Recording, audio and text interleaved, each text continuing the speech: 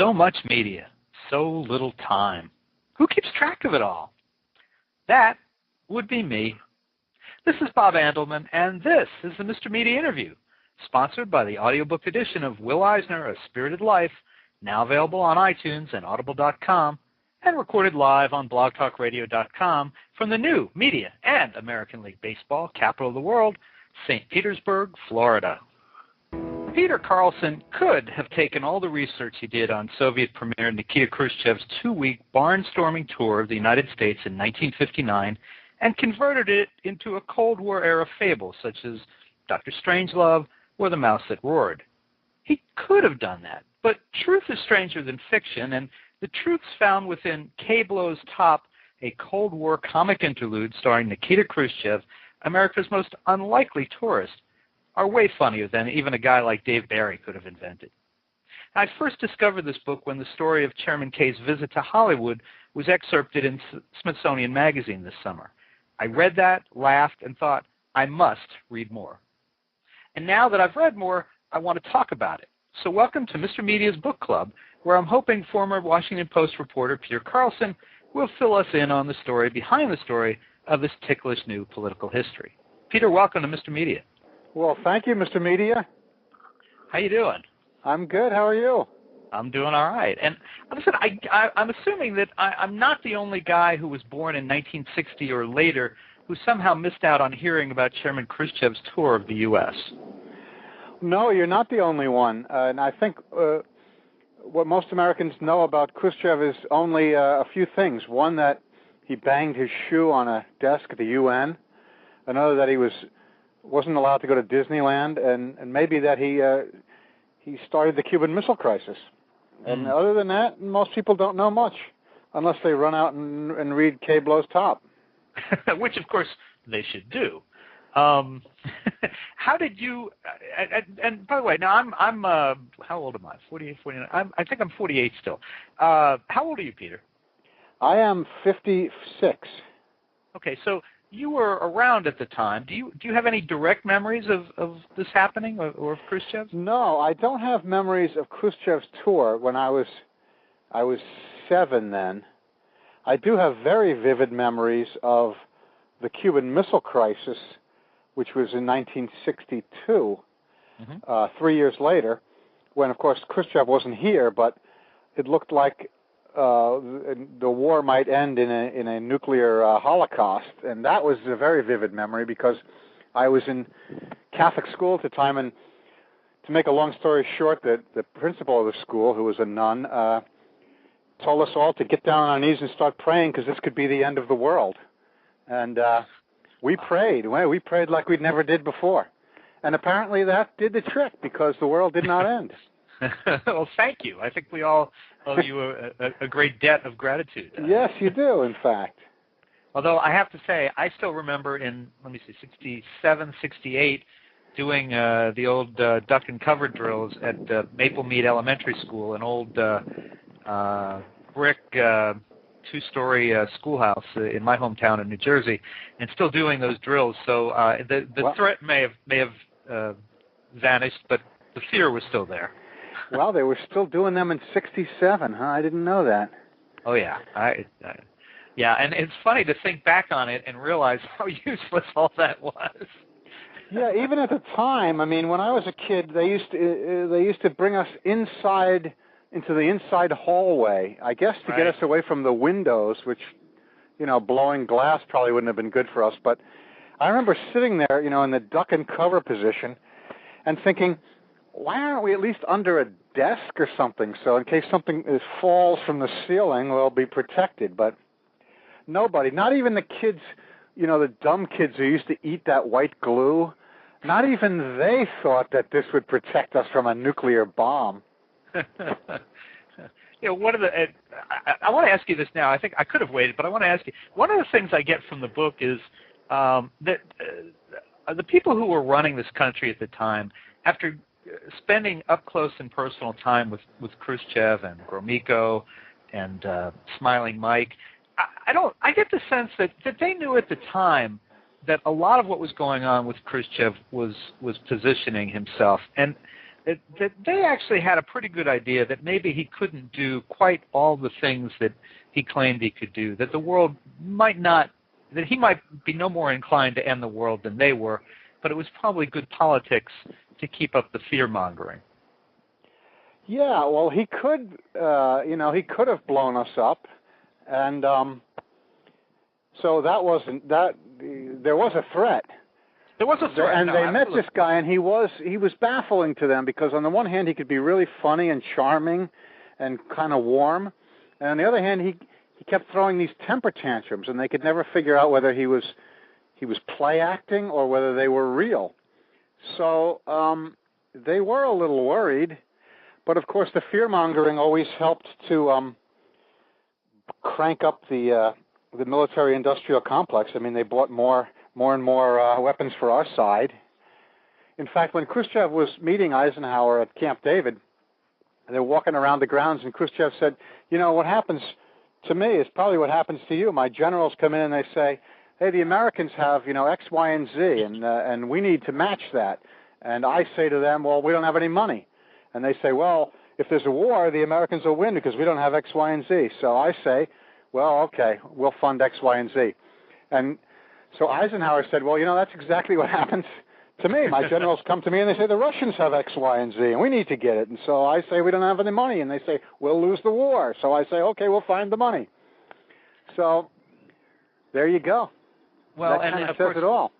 Of course, one of the longest-lasting things that Ike gave us was his farewell speech. I think when he warned us about beware the military-industrial complex. I mean, if only we had, but of course we wouldn't. I loved there was something else in the book that fascinated me, and it's almost a throwaway.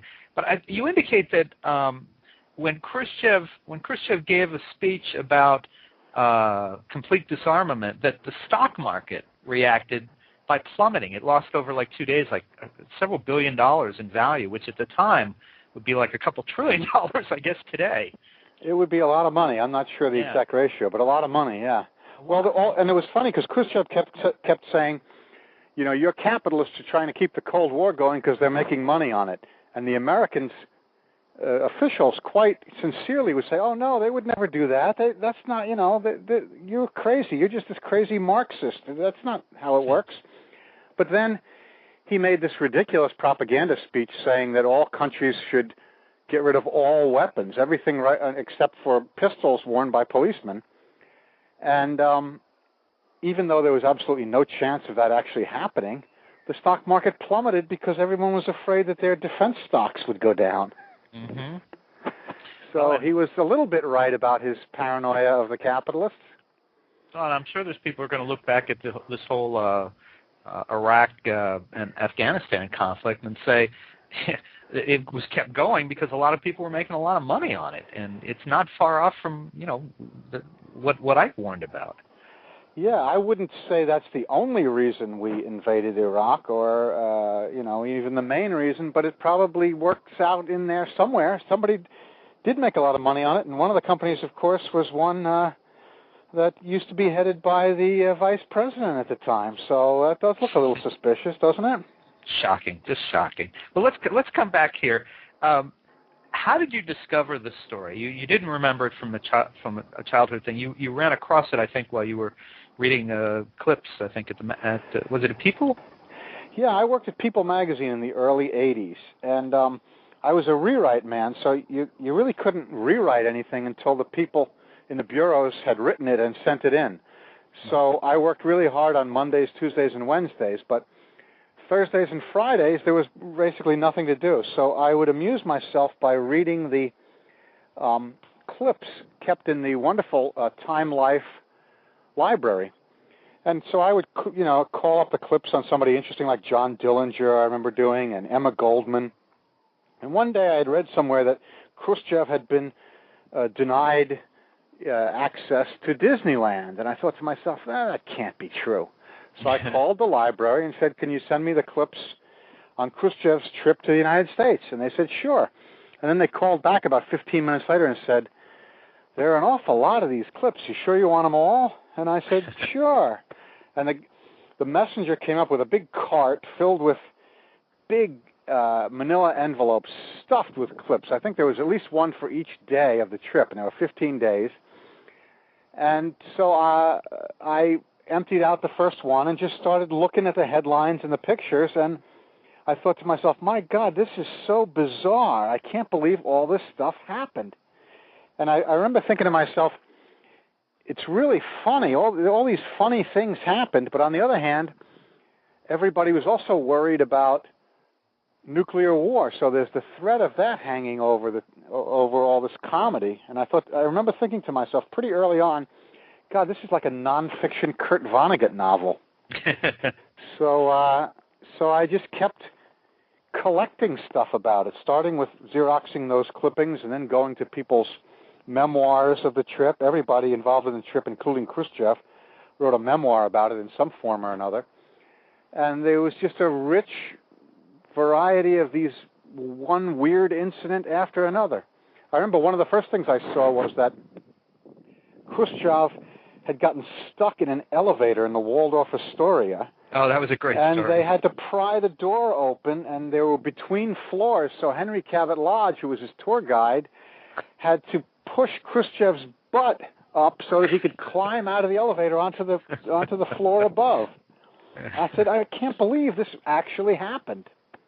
And then there were, incident after incident, at least as wacky as that one.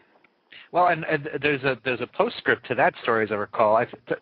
Didn't the elevator operator later say that there was a little concern that if while they were doing that the elevator suddenly started moving, it would have sliced him in half? Yeah, right. Actually, the translator, who was Lodge's translator, said that. But yeah, I guess maybe they couldn't move with the door open. But if they did, oh my God, can you imagine?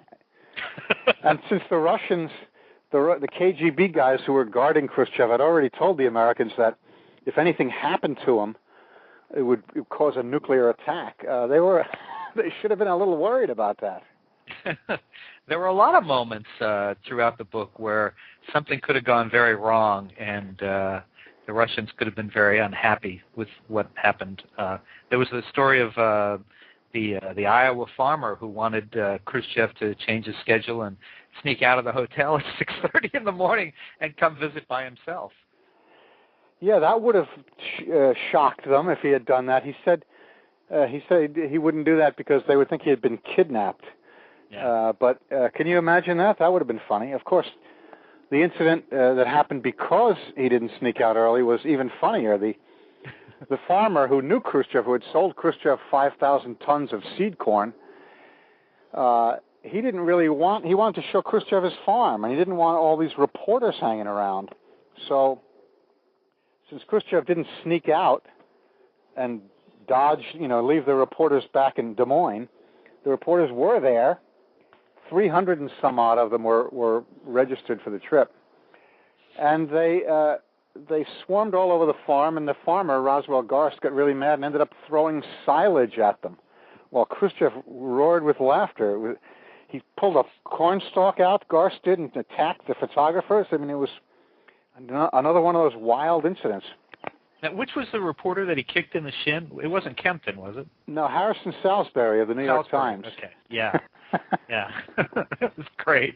Now, the media, interestingly enough, the media comes off as poorly as anyone else covered in this book. Was that a did you have any qualms about how poorly your brethren? Oh no, I mean, I thought first of all their behavior is probably bad. There's a couple of media riots described. One of them on the Garst farm, another in a supermarket in San Francisco. So they behaved badly in a manner that's now familiar to all of us in the TV age. But on the other hand, the descriptions and the accounts that they wrote are so great. I mean, I quote extensively from the reporters of the day, and although I wasn't thinking about it at the time, I realized later when the book came out, now I've left the Post, I took a buyout, the newspaper industry is in terrible shape, and it kind of, you can read this as a tribute to what great stuff newspaper reporters could write on deadline when they had a really good story to go on. I mean, they just wrote some really funny and just great stuff. Was it the reporters or the photographers and TV guys that were the problem from your vantage point? Well, the photographers have to get closer, and the photographers were the ones that Garst threw the silage at, although he did kick a print guy, Harrison Salisbury. Right. And the photographers caused the riot in the supermarket because Khrushchev's guards made a circle around him to protect him from American shoppers, which probably wasn't necessary. But that caused the photographers who wanted to take pictures of him, thumping a cantaloupe, they started climbing up. They had to seize the high ground so they could shoot down and get a picture of Khrushchev. So they started climbing on stuff and knocking it down, and they climbed up on the meat counter, and the butcher started trying to drag them off of it. So it got really crazy.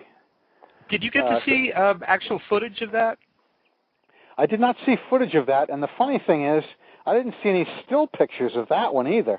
And at first I thought maybe the photographers who were there took pictures of their fellow photographers misbehaving but wouldn't show them. But I talked to an old-time photographer, and he said, no, in those days they were trained to take only a couple pictures. They had those old-fashioned cameras, and so they would only take one picture or two, and they would not waste film on, some hijinks that wasn't going to get in the paper. So although it was widely covered by print reporters who watched it and described it, there are no pictures that I've ever seen of it. Interesting. Yeah, I loved all the media coverage. Right at the beginning of the book, I should point out that the book actually starts not with Khrushchev in America, but with Nixon in Moscow. And there's a scene at the American exhibit in Moscow at the time, which I guess was kind of like a small World's Fair type of thing, where there's a lot of American stuff on display. And there was a model. Exactly. There was a model house, and all these reporters crowd in, right, to follow Khrushchev and Nixon. And of course, we had the famous kitchen debate. But they did the same thing there that they did in the supermarket. Right, they swarmed in, and actually that was beautifully orchestrated by a PR guy named William Safire, who's now a columnist for the New York Times. Right. And he was the PR guy for that house. And he describes in his memoirs watching Khrushchev and Nixon and this huge mob of reporters heading towards his house. So he actually got a car out and dragged a fence down, and then started, saying, "Step right this way to a typical American house." And Khrushchev and Nixon stepped into the house, and all the reporters followed them. And he signaled to the people running the other door to let the Russian fairgoers in. So Khrushchev and Nixon were basically trapped in the kitchen of this house. They couldn't have gotten out if they wanted to. And so they had their famous kitchen debate. Sapphire. Who would have guessed? Who would have known? Did now this whole thing started with you reading the Time Life Morgue stories on all this.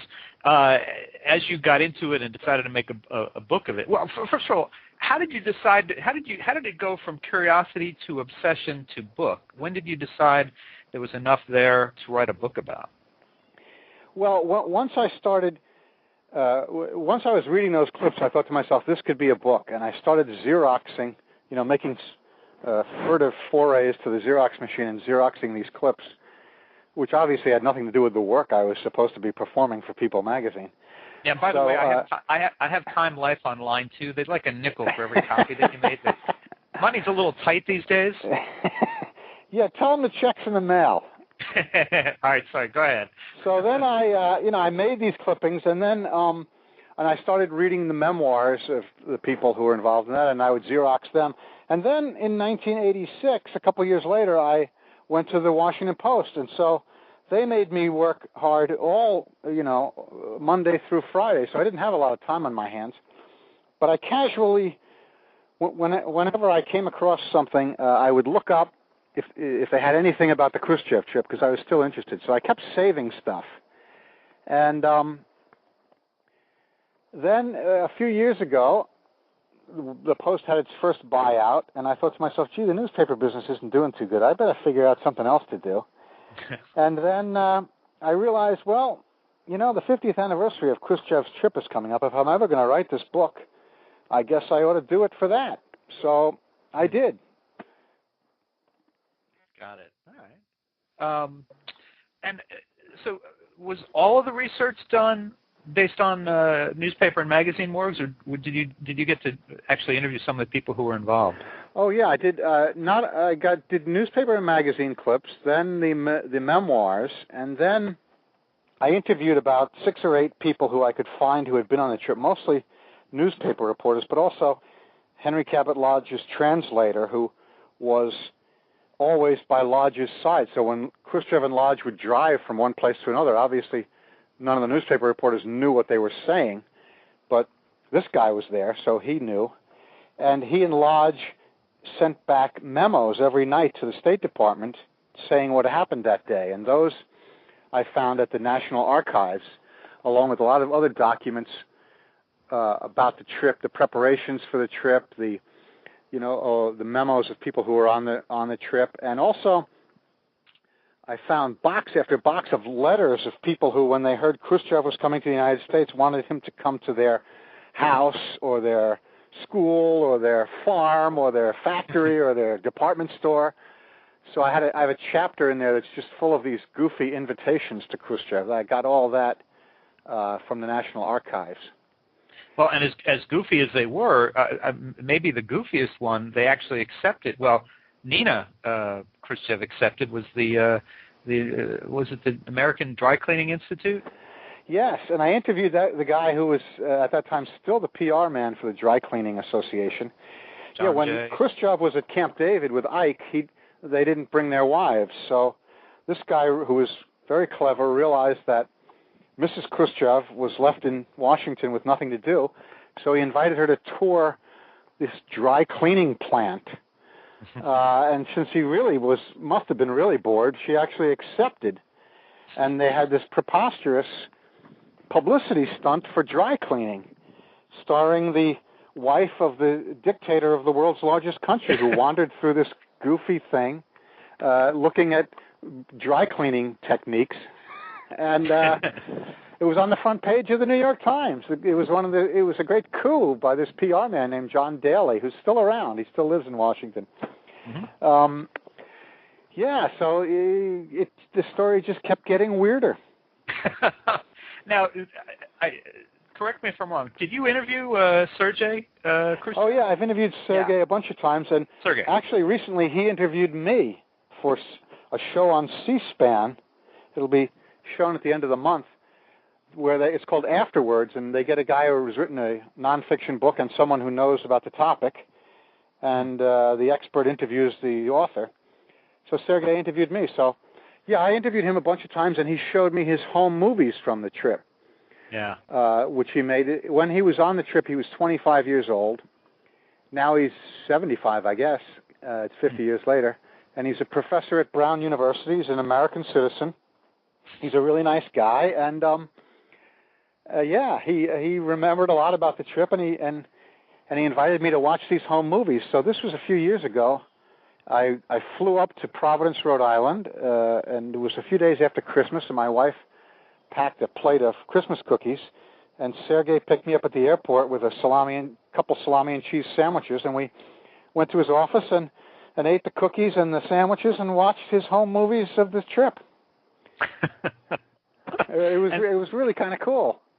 Now Sergei sounds like a fascinating personality in his own regard. Nothing like his daddy, of course. Well, he's gone into another line of work.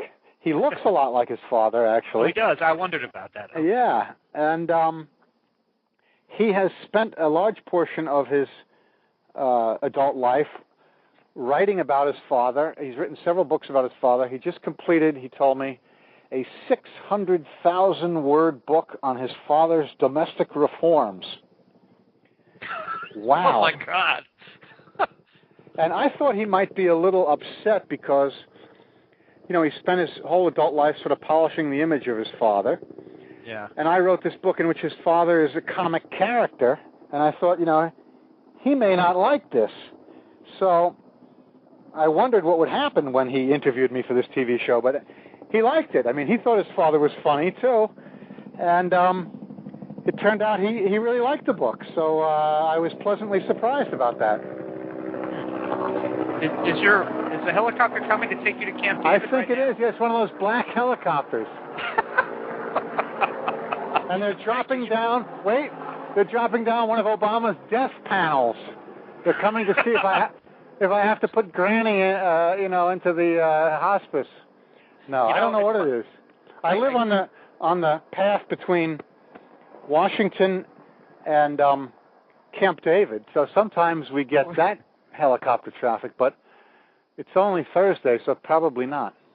Well, that's funny. And here I suggested they were coming to get you for Camp David, and I had no idea where you lived. That's amazing. I try, to find some music or maybe a sound effect or maybe a clip to go with some interviews, and couldn't really think of anything to go with this, and you provided your own. That was wonderful.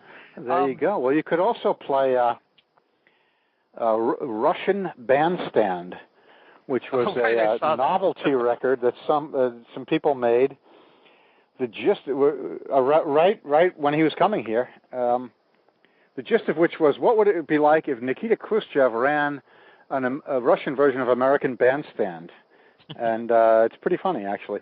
And if you go on YouTube, somebody has turned that into a little movie, a little like music video with Khrushchev is made out of Legos. It's really quite bizarre. I will look for that.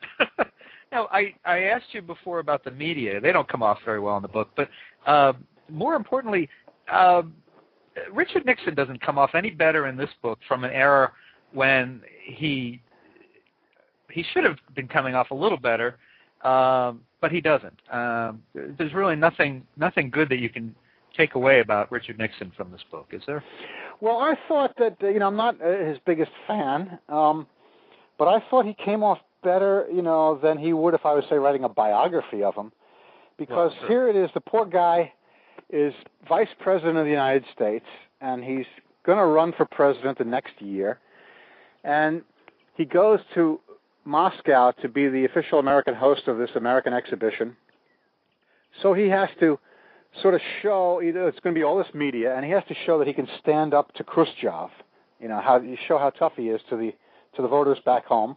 And then the day before he goes, or actually the same day, before he gets on the plane to fly over there, Ike summons him to the White House and says, "Oh, by the way, Dick, I haven't told you this, but I've invited Khrushchev to the United States, and he has accepted. And so basically, be nice to him over there, because he's coming over here." And so poor Nixon was faced between the necessity of looking tough around Khrushchev and the necessity of, doing what Eisenhower told him to do and being nice to Khrushchev. So the poor guy was in a pickle. And he handled it pretty well, given the circumstances. The only really bad scene in the book about him is when he was allowed to make a speech on Russian TV. And he came back, and I guess he was in a bad mood, and he started drinking martinis. He had quite a few martinis and got bombed.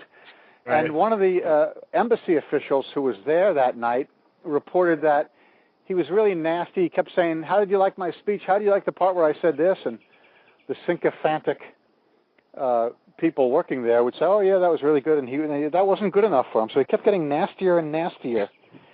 So he didn't come off too well in that particular incident. No. But other than that, I was kind of impressed how he managed to duke it out with Khrushchev, who was a really tough guy to handle. Mm-hmm. Well, especially because they didn't know anything about him. I mean, that was...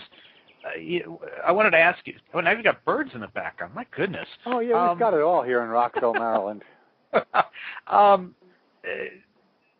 They knew so little about Khrushchev at that point. One of the things that I didn't get was, did you have any sense from what you read and the research you did that Ike's staff or Nixon talked to any of our allies in Europe who may have had more contact with Khrushchev, or did none of that exist at the time? Because I think okay, I get now, like the last 8 years, the Bush people, they just didn't talk to people they didn't like, and they weren't interested in our allies' opinions on anything. It just didn't exist. But, previous administrations, it seems like they'd do the legwork and they'd go and talk to people and find out. Didn't they get any information from, the French or the Italians or... Oh, yeah, I think they did. And Nixon did a lot of legwork, talking to people who had met Khrushchev. And since Khrushchev loved meeting people, he'd met all kinds of people. The Hearst columnist Bob Considine, Nixon summoned him to lunch because he'd interviewed Khrushchev, and Considine told him, Khrushchev tries to win all his arguments by coming up with these folksy Russian proverbs, so you should have a bunch of American proverbs to come back with. So Nixon, jotted this down on the back of an envelope and then proceeded to memorize all these American proverbs so he could use them when he got to Moscow. But they knew a lot about Khrushchev because Khrushchev was pretty open about meeting people. And in fact, the American ambassador at the time, Tommy Thompson, was pretty good pals with Khrushchev. And the two of them had a really good relationship, actually, at that time. Later on, it got a little worse after U2, but at the time, they really had a pretty good relationship. And so I'm sure people in the State Department and Eisenhower were pretty well informed as to what Khrushchev was like. But it's a closed system, and he had been one of Stalin's henchmen, and they were kind of afraid of him. They didn't know whether he'd go to the good side or the bad side. And as I say, he could be very charming and warm, and on the other hand, he would throw these temper tantrums and threaten to bury us and stuff. So he was hard to get a handle on. You have a great description of him, how I think Lodge sent back a cable, right, where he described how I think it was Lodge, he described how the temper tantrum would start, that the back of his neck, and of course Khrushchev was bald as an egg, the back of his neck would start getting red, and then the red would rise over the top of his head, I think. Yeah, right, and then rise and then fall over his face. Yeah. It scared people. And as it turned out, at least some of the temper tantrums were fake. So he proved to be a great actor. But his face would get red, and he'd start shaking his fist and talking about how we're churning out missiles like sausages, and he scared the hell out of people. Did you ever wish in writing this that you had been one of the press? Oh yeah, all the time. It was a great story to cover. In fact, I did a reading in a bookstore here, and Don Oberdorfer, a former Post reporter who retired years and years ago, he showed up and said it was the most fun he'd ever had in newspapers, that he had been a cub reporter covering this trip, and it was the most fun he'd ever had, and he had a career of, 40 years or something. Yeah, it's amazing. That would have been something to be on. Well, so this is, it's a wonderful book. What are you doing next? Do you have something else you've started on? Well, no, I haven't. The publisher wants me to do another book, and I want to do another book, and we just have to figure out a topic that they think people will want to buy. The book business is not in the greatest shape these days, and they seem less likely these days to do quirky topics. I don't know, maybe I wouldn't have gotten a contract to do this one if it came along now, because things are a little tighter in the book business. So I certainly hope to do something. I have got some ideas, and we'll see what we can work out. Anybody talking about a movie of this? I did. I had somebody bought an option to make a movie.